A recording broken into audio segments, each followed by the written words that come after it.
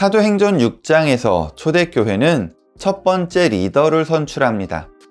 교회에 발생한 문제를 해결하기 위해서 말이죠. 초대교회는 구제사역에 힘을 쏟았던 것 같습니다. 오늘 본문에 보면 과부들을 돌보는 일에 힘썼던 것으로 보여요. 그런데 그 가운데 행정적인 문제가 발생했던 것 같습니다. 누구에게 더 가고 덜 가고 하는 문제로 시비가 붙은 것 같아요.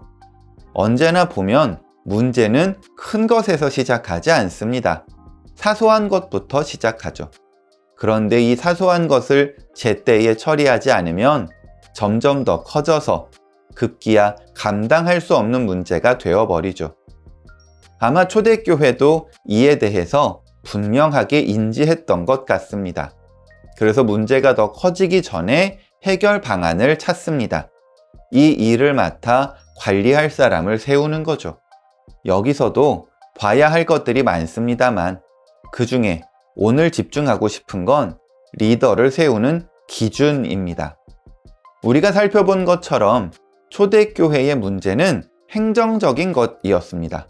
조금 더 정확하게는 재정 원칙에 대한 것이라고도 할 수 있어요. 신앙적인 문제도 아니고 신학적인 문제는 더더욱 아니었습니다. 그러면 어떤 사람을 세우는 게 좋을까요? 아마 일 잘하는 사람일 겁니다. 행정적으로 뛰어난 사람, 거기에 재정적인 경험이 있는 사람이면 더 좋을 겁니다.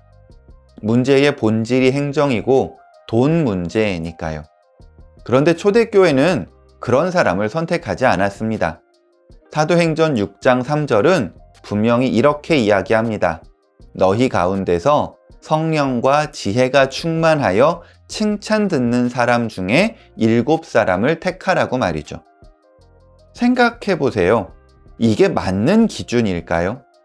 지금 성경 가르치는 일을 감당하는 사람을 뽑는 게 아닙니다.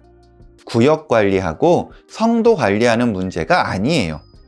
그런데 정말 필요한 재능은 보지 않고 믿음만 보고 뽑는 게 맞을까요? 그런데 말입니다. 반대로 생각하면 교회니까 그런 거예요. 행정적이고 재정적인 건 들을 귀가 있으면 됩니다. 그 이야기에 바르게 귀 기울이고 들을 줄 아는 사람이면 되는 거예요.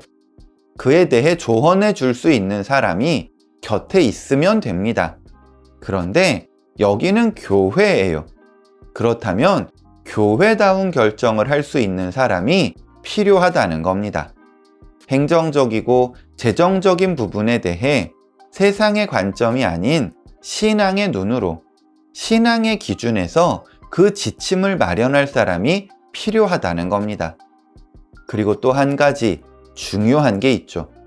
교회에서 누가 존경받아야 하고 인정받아야 하냐는 겁니다. 누구의 결정이 교회에서 힘이 있어야 할까요? 누가 교회의 리더가 되는 게 맞을까요? 세상적으로 능력 있는 사람입니까? 그런 사람이 교회의 롤 모델이고 추구해야 하는 모습일까요? 혹시 우리도 모르는 사이에 교회가 쫓아야 하는 모습을 착각하고 있는 건 아닐까요? 또 뵙겠습니다.